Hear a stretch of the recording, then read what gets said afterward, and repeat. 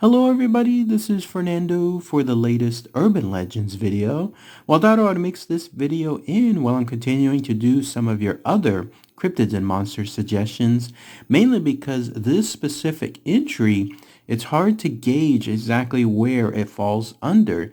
It could be, in this case, more along the lines of an urban legend, and I'll explain the reasons why here in a minute, or it could be something else, either something involving ghosts and spirits, or even maybe something even involving cryptids and monsters. But the reason why I decided to post it here was because of the sudden nature of the sightings associated with this strange person, and then the way that he's totally gone now. No indication as to where this person is now, but at the very least, there was a time period where people saw him on multiple occasions, hence the almost urban legend status tied to it. But this happened there in South Carolina, specifically at the University of South Carolina in several prominent spots.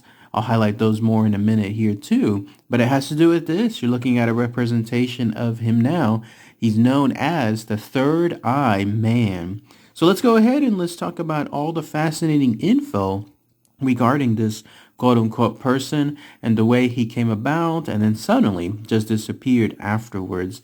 So here's what happened. If you wanted to go to the very first sighting of this person, and I'm using person in a loose sense because who knows, this could be even something along the lines of aliens and UFOs, considering just how strange and bizarre this situation is. But yes, the first sighting occurred back on November 12, 1949, specifically on the campus of the University of South Carolina. If you go there, you're going to see a building that's called the Longstreet Theater, which you're looking at a picture of here. This building apparently had a location where this third eye man was found on multiple instances. In fact, it's pretty unique finding some of the exact locations where the sightings were. You know how much I love exact locations. So those of you that are there in the nearby area at the University of South Carolina, next time you're there, take a walk by these exact spots because you're witnessing history when it comes to whatever the strange man was. So the reason why he's called the Third Eye Man is simply put because witnesses that saw him stated he had a third eye on the top of his head. So he had two regular eyes, but there was also a third eye that was right there. And in fact, his face has also been described as being, quote, grotesque in color and shape, and also very disturbing. But for the most other part, he's just a regular person, regular man, in other words, with arms and legs and a torso and so on. The only other distinct feature, though, is this. Apparently, he was dressed in complete silver. No idea, though, if this was meaning more on the lines of silver clothing or some other type of silver fabric on top of him, or maybe even having something else like a silver raincoat or something along those lines. But those are the things that stood out with regards to this third eye man. Obviously, that third eye that was within the top of his forehead, and then him being something along the lines of having a disturbing face, unique face, grotesque face, and then him having these type of silver clothings. But yes, November 12, 1949, that was when the very first instance occurred. What happened was two students were walking about at 10:43 p.m. that night, and lo and behold, right here at this manhole cover, the one you're looking at right now, which is across the street from that theater that's there, the Longstreet Theater, that's when they saw this silver man open up that manhole cover and then promptly go into the manhole cover and then close it right behind them. Obviously, they must have been mystified at this situation because who does that, right? Even back then in 1949, there's not really anybody doing that on a usual basis. They just literally saw him pull up the manhole cover, go inside, and then pull it underneath him. But they described him as having this type of silver status associated with him. He was dressed in bright silver is how they described it. So that was the first instance. The next one came about in April 7th, 1950. So almost 6 months later, and then that's when he was spotted again. At that point, though, he was known more on the lines as the Sewer Man. because once news got out from those two male students about their encounter, and obviously with him going into that manhole cover and hence into the sewer, he earned a moniker as far as being called the sewer man. But the next instance took a more bizarre turn, and then that's where his real name came about. So at that Long Street Theater, once again, but now if you go to the back area, there was a loading dock by that street. Now here's a picture associated with that back location. The problem though is now with this being over 70 years old, I can't quite tell if this is truly the exact area or if it's maybe closer or further away. A lot of construction could have been done between now and then, but if this is truly the loading dock area, then here's what happened. At that time, there was a university patrol officer who was coming across that area at night. He noticed that there was these two mutilated chickens right by that location.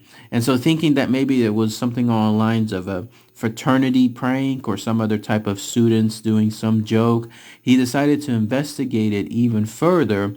That involved him going back over to his police car, to report the scene and then coming back.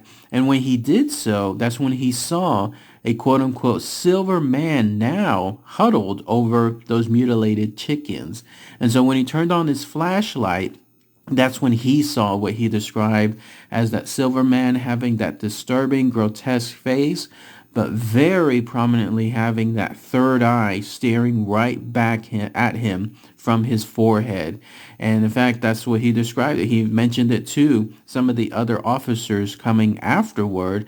None of them seemed to believe him though, but he stated he saw two eyes and then a third eye right there. And obviously with this officer retreating at that point to try to call him back up when they came back, there was nothing there left other than a few feathers from those mutilated chicken and a couple of bones.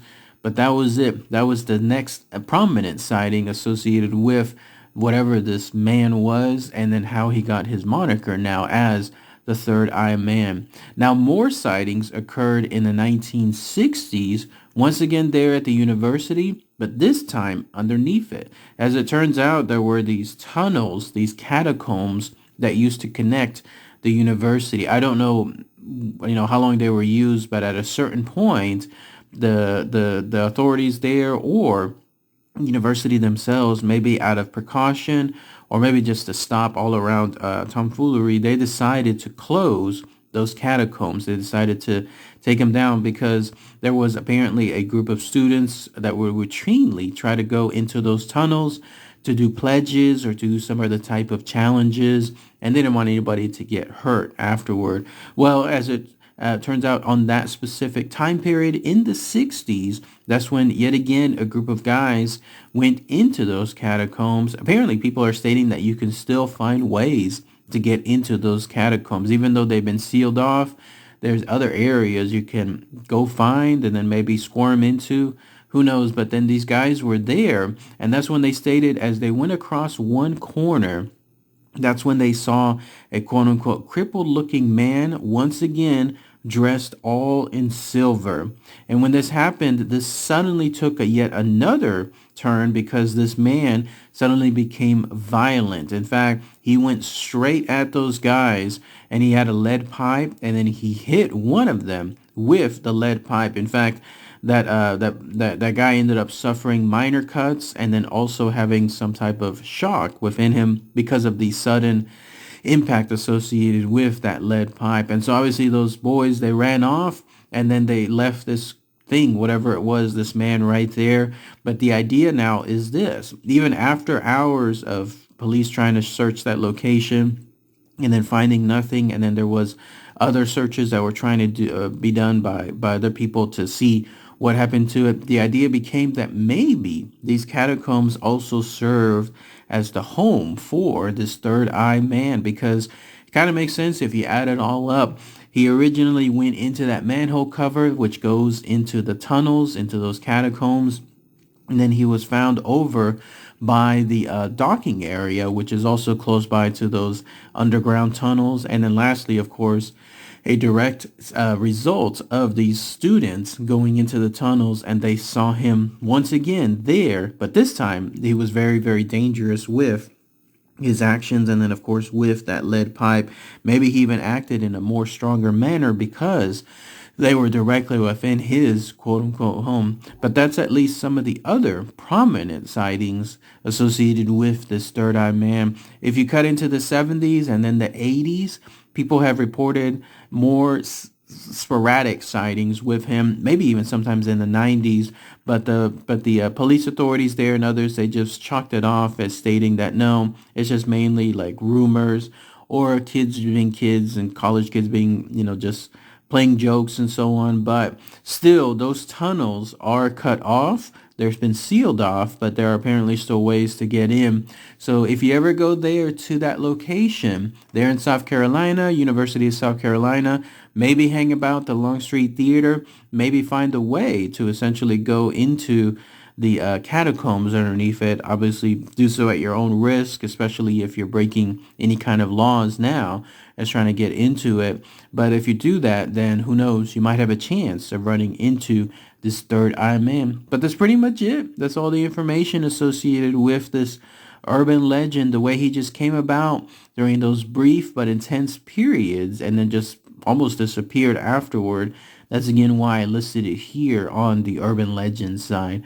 But if anybody has more info, maybe something more direct, those of you that have gone maybe even to that university and know exactly what I'm talking about when it comes to those exact spots and the legends associated with this man, love to hear what your thoughts are with regards to that. All right, everybody. Thanks again as always. Take care. Bye.